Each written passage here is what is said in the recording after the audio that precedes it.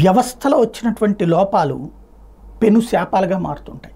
ఇప్పుడు పిల్లలకి చిన్నతనం నుండి స్వేచ్ఛ ఎక్కువ ఇస్తున్నాం. ఈ స్వేచ్ఛ తర్వాత వాళ్ళ ఆలోచన ధోరణి వాళ్ళ ఇష్ట ప్రకారమే నడుస్తుంది. వాళ్ళది కాదు అనేటటువంటి ధైర్యం తల్లిదండ్రులకు ఉండట్లేదు.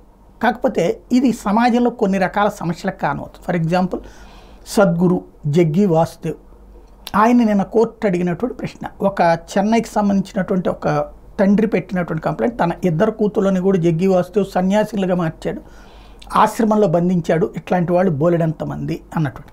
కోర్టు ఈ సందర్భంగా అడిగినటువంటి ప్రశ్న, నీ కూతురేమో పెళ్లి చేసి పంపించావు, అదే వేరే వాళ్ళ కూతుళ్ళని అట్లా ఉంచుతావా అన్నటువంటి కోణాన్ని మద్రాసు హైకోర్టు ప్రశ్నిస్తూ ఆ జగ్గి వాసుదేవ్కి సంబంధించినటువంటి ఆశ్రమంలో తనిఖీలు అవి చేయమన్నారు. అంతా బాగానే ఉంది.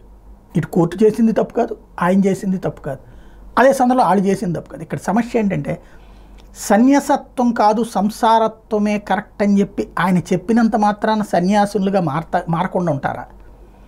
బహుబంధాలు మాకొద్దు అని చెప్పినటువంటి బలవంతంగా అక్కడికి వచ్చి కూర్చునేవాళ్ళు చాలా ఆశ్రమాల్లో స్వామీజీలకు ఇదే సమస్య. ఈ మధ్యకాలంలో వృద్ధులు కానీ కొంతమంది మాకు నా భర్త వద్దు, మా ఇంట్లో మా కుటుంబం వద్దు, నేను వచ్చి ఇక్కడే ఉండిపోతానని చెప్పి గొడవలు చేసేవాళ్ళు ఉన్నారు. కాదంటే కనుక ఆత్మహత్య చేసుకుంటామనేవాళ్ళు ఉన్నారు. క్రమంగా ఏమైపోయిందంటే బాధ్యతలకు సుదూరంగా బ్రతికేద్దాం అనేటటువంటి వాళ్ళ మనస్తత్వాలు పెరుగుతున్నాయి. లేకపోతే పెళ్ళిళ్ళు చేసుకోవడానికి 35, 40లో పెళ్ళిళ్ళు దాకా ఎందుకు ఆగుతున్నారు?